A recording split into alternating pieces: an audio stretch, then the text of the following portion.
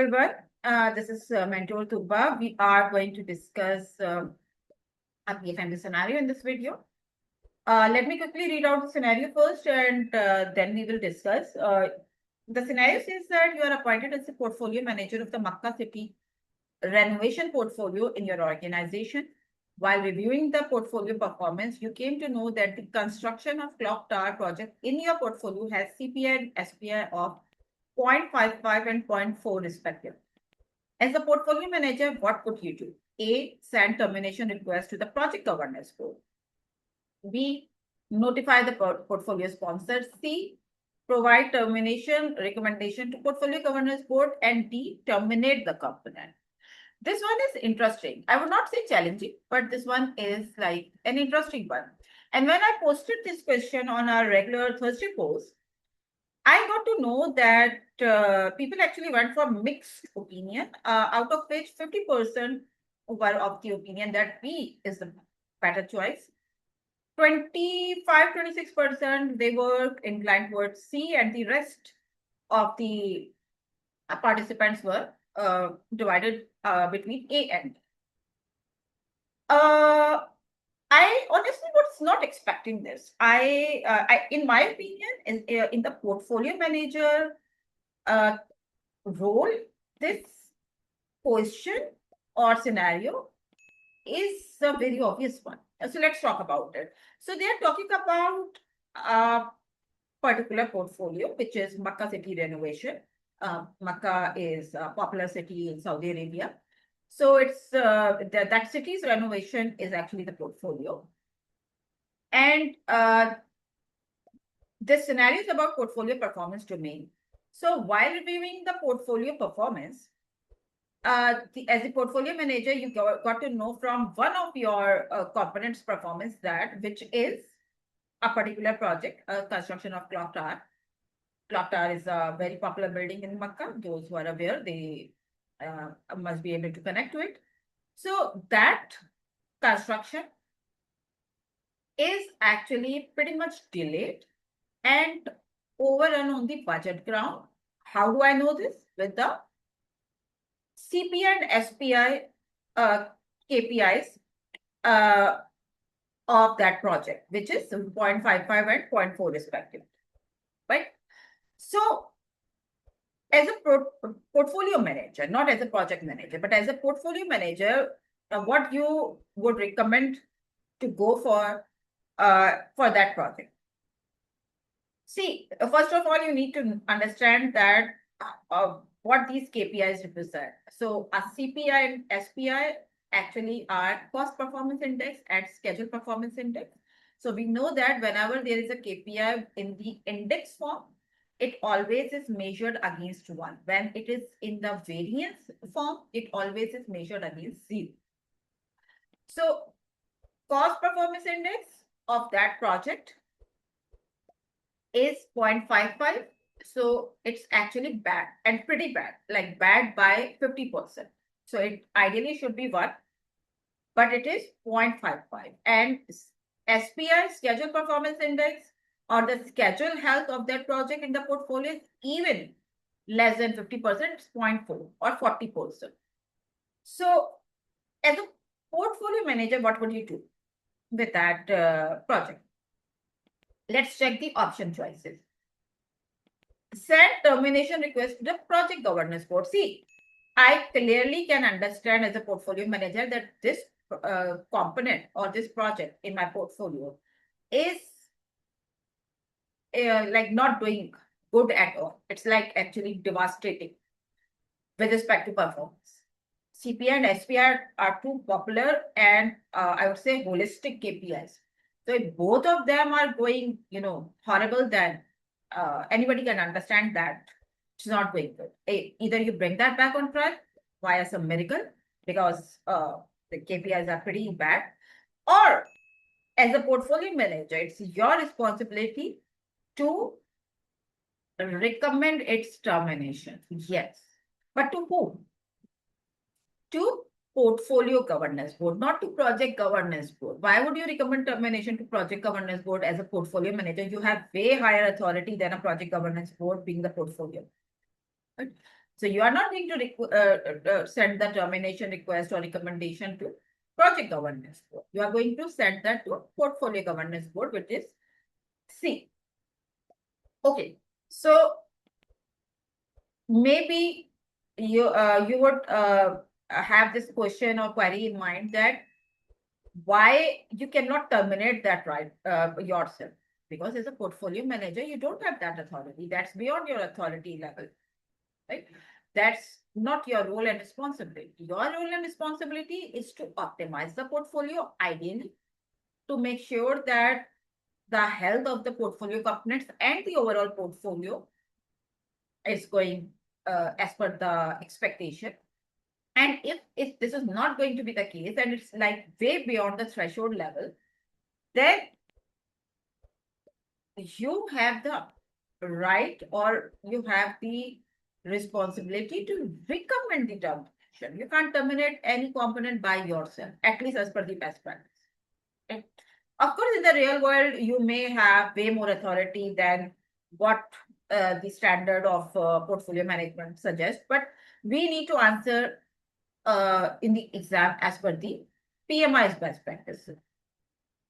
So terminating is not your, even if you want to, if you have, that a bigger desire or you are very much convinced that this component should be closed, this is not your call to make. You can only suggest, you can only recommend with your feedback, with your suggestions, with facts and figures, with charts and graphs, everything. And you can try to convince the portfolio governance board in the phase gates or regular heads meeting. But more than that is not your call. So now the bigger question. 50% of the audience went with option B. Why option B is not the correct one? See, notifying the portfolio sponsor, I was actually surprised to know that why most of the people went with option B. Notifying this portfolio sponsor, how this makes even a good choice. First of all, it's again about the role and responsibility understanding. Portfolio sponsor's role in a portfolio is to make sure that the financial arrangements, financial frameworks are sorted out. This is given. B, the resource allocation, resource headcounts, resource approvals are there, which in a way is covered in financial thing. C, he's the accountable person for a portfolio. Yes, sponsor is the accountable person, not the manager. So he is the ultimate accountable person. He owns the portfolio. He initiates the portfolio. And he is the one who should be helping the portfolio manager with a variety of things like key stakeholder engagement and this and that, like multiple things. But the most important roles are with respect to financials, resource provisioning, and owning the portfolio with the success and objectives and organizational vision, right? So he actually owns that vision for which the portfolio has started in, and he makes sure that all the initiatives or wherever he's going to prioritize the funding, wherever he's going to provide the business case approval is in alignment to that vision and strategic objective. So this is his. Now, just notifying the portfolio sponsor, how does that help? We need a directive, a kind of, an approval on this company, like to proceed with that, to bring that back on track, to terminate, like some kind of approval is just notifying is not going to help. That's like one thing. The other thing is that it's not the sponsor's call alone. Now, this is like a good and interesting conversation. So, although the sponsor is the most powerful and the accountable person in the portfolio, there is a reason why he has formulated that full-fledged portfolio governance. And the governance board is there to ensure effective decision making. Sponsor is also part of the portfolio governance board for your information, just in case you are not aware of that. So within C, B is covered.